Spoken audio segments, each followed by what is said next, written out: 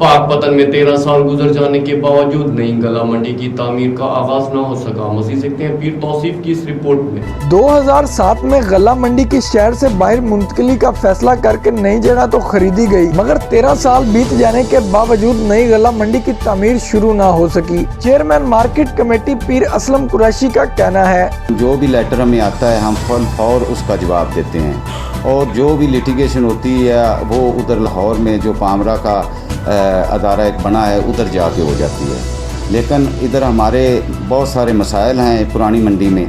इधर जो हमारा सीवरेज सिस्टम है वो नकारा हो चुका है और ज़मींदार की जो अजनास है वो इधर उसका बहुत ज़्यादा नुकसान हो रहा है। कई मसाइलों में घिरी ये गल्ला मंडी करीबी इलाकों में ट्रैफिक जाम रहने की भी बड़ी वजह समझी जाती है। सीवरेज सिस्टम इहदा चौक हो चुका है। जिस वेले बारिश आती है सड़कां तलाब का मंजर पेश कर दिया, पानी साड़ियां दुकानां दाखिल हो जाता है। किसान की फसल जिहड़ी है वो रेलवे ग्राउंड दे विच जिहड़ी असीं जगह लैने आ उहदे मिट्टी दे विच ज़ाया हो जाती है।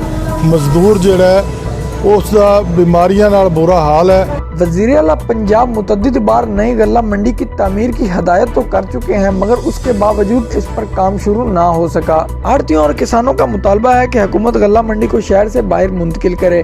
कैमरा टीम के साथ पीर तौसीफ रमजान, पाकपतन।